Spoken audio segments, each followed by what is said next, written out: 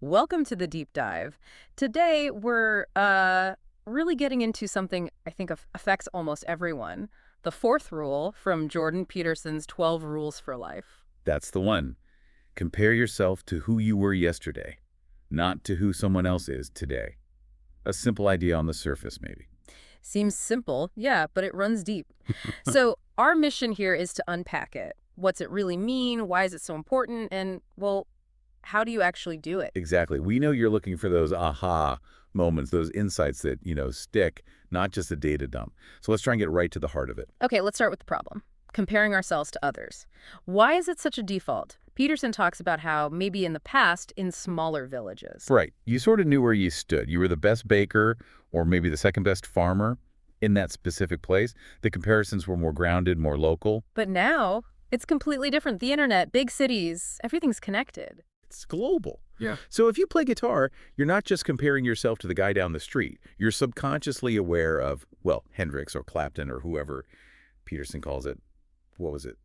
Dizzyingly vertical hierarchies. Dizzying is right, and it makes external benchmarks feel almost pointless.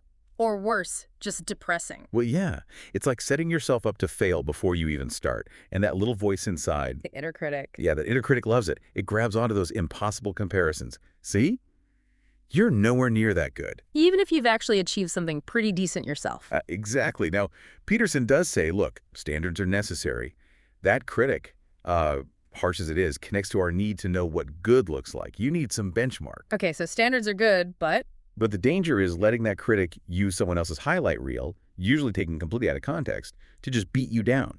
He mentions failure as the price of having standards. which makes sense. You can't succeed without the possibility of failing. Right.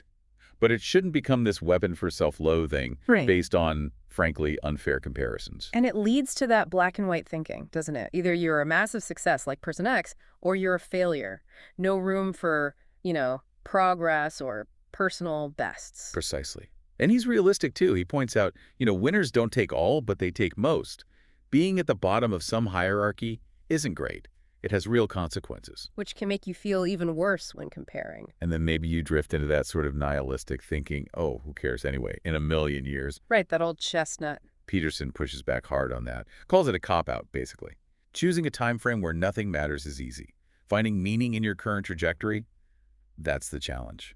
So if looking sideways all the time is draining and unhelpful, where do we look? Well, logically, inwards. Hmm. That's the core of the rule.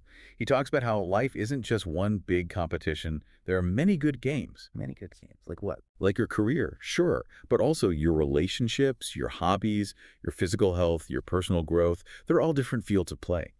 And being amazing in one doesn't mean you have to be, or even can be, amazing in all of them. And the rules for my game might be different from someone else's game, even if it looks similar from the outside. Exactly. Your specific situation, your history, your talents, your weaknesses. It's a unique combination. So comparing your game directly to someone else's is often comparing apples and, I don't know, pineapples. It's just not a useful comparison. That makes sense. Like someone who's maybe killing it in their career, but their family life is a wreck. You can't just compare the career part. Right. And this is where Peterson brings in gratitude. Being thankful for what you do have, for the games you're playing well, or even just improving in. That's a shield. A shield against what? Resentment? Feeling like a victim? Exactly that. It stops you from just focusing on the one area where you feel you're losing and letting that bitterness take over. So that inner critic we mentioned, how does it fit into this internal comparison idea? Well, the critic often cheats. It picks one domain, maybe income, maybe how you look, maybe social status, arbitrarily decides that's the only game that matters, and then compares you to some superstar in that specific game. Yeah, that sounds familiar. It ignores all the other games you're playing. It's a rigged setup, designed to make you feel small. Peterson suggests something interesting, though. When we're young, we kind of need that external comparison to figure out the standards. To learn what good even looks like. Yeah. But as we get older, as we become more, well, ourselves, more unique individuals, the focus really has to shift inwards. The external benchmarks become less and less relevant. Okay, so how do we do that? How do we get better at looking inward? It requires some real honesty. He suggests trying to see yourself as a stranger, Step back and try to figure out what you actually value, what you genuinely want, what your real limitations are, not just what you think you should want. Like having a negotiation with yourself. Kind of, yeah. Understanding your own needs. Like maybe you need more downtime than you're allowing yourself. Or you need small rewards to stay motivated if you just try to bully yourself forward. You burn out or get resentful. Exactly. Hmm. He calls resentment a revelatory emotion. It tells you something important. Maybe it's signaling you need to grow up and take responsibility, or maybe it's signaling that you're genuinely being oppressed or taken advantage of and you need to speak up. That's a powerful distinction. It is. He gives an example, I think, of a client with OCD. Their obsessive thoughts, which seemed purely negative, were actually underneath expressing a desperate, unmet need for control. Even our inner demons might be trying to tell us something we need. So we develop from being dependent to fitting in to becoming individuated. Is that the term? Individuation, yeah. Becoming your own distinct person. And once you're there, Peterson argues, comparing your unique self with your unique set of problems and advantages to anyone else just doesn't compute anymore. Okay, so practically speaking, if I want to shift focus inward, what's the first step? He uses this great analogy. Imagine a meticulous home inspector going through your house, noting every single little crack, every leaky faucet. Okay. Sounds a bit depressing. Well, it could be. Ugh. But the point is to take an honest inventory of where you are right now. Acknowledge the flaws, the brokenness, as he puts it, but without getting paralyzed by it. Don't let it define you. Because the present might be flawed, but the future. The future can be better. And the way to make it better isn't some huge, overwhelming overhaul. It's through small, consistent improvements. Baby steps. Tiny steps, even. Yeah. He poses a really specific question. Is there one thing, just one thing, that exists in disarray in your life or your situation that you could and would set straight? Just one, not everything. Just one, something manageable. Maybe it's that pile of papers on your desk. Maybe it's finally making that phone call you've been avoiding. Something you can do, and importantly, something you would actually do. And then? Just what? Do it. And then this is key. Negotiate kindly with yourself. Offer yourself a reward. Seriously. A small reward for a small act of improvement. Like his example of doing the dishes, then having a coffee. Exactly like that. It creates this positive feedback loop. You're training yourself gently to move forward. It sounds like compound interest, but for personal growth. That's precisely the idea. These tiny, seemingly insignificant improvements, when done consistently, compound over time. They build on each other, leading to surprisingly big changes down the road. And this focus on small internal steps, it connects to how we see the world, right? It does.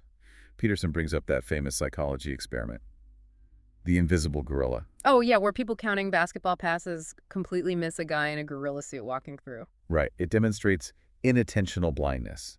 What you aim at, what you focus on, literally determines what you perceive.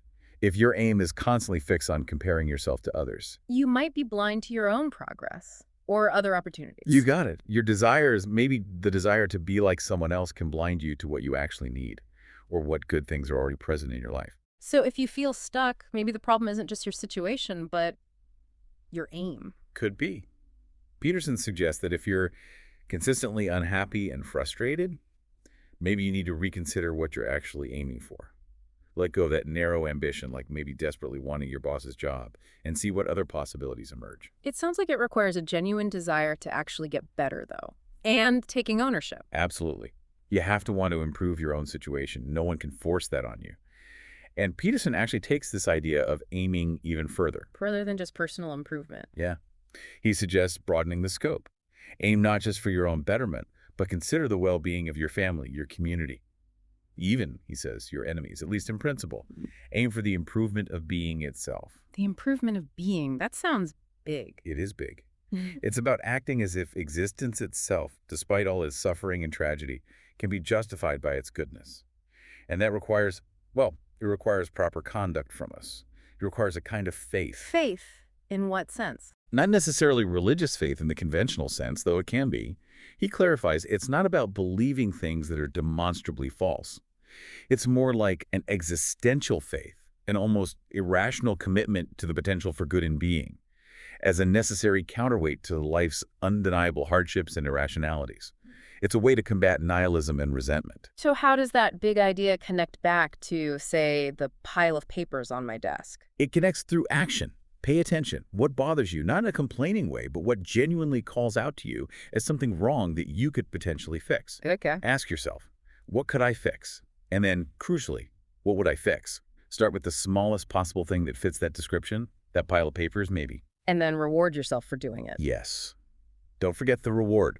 And don't overestimate how much you know about yourself. We're complex. Be prepared to be surprised by what small changes unlock. It's fascinating how he connects this very practical, small step approach to these really profound ethical ideas. He sees it as embodying a deep ethical tradition, even the core of something like Christ's Sermon on the Mount.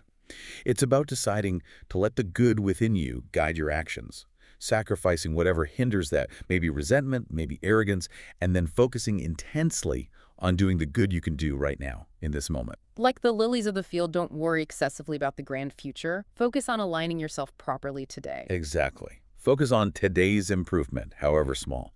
That focus on your own trajectory, compared only to your past self, is what generates hope and actually puts you on a better path forward. So pulling it all together, the core message really is about shifting focus. Absolutely. Stop the exhausting, often misleading game of comparing your messy, real-life, your behind-the-scenes footage to everyone else's carefully curated highlight reel. It warps your perspective. And instead, turn that lens inward. Look back at who you were yesterday, last week, last year. Are you a little bit better? Did you take one small step? That's where the real progress lies. Celebrate those small victories. Let them build. Remember that compound interest.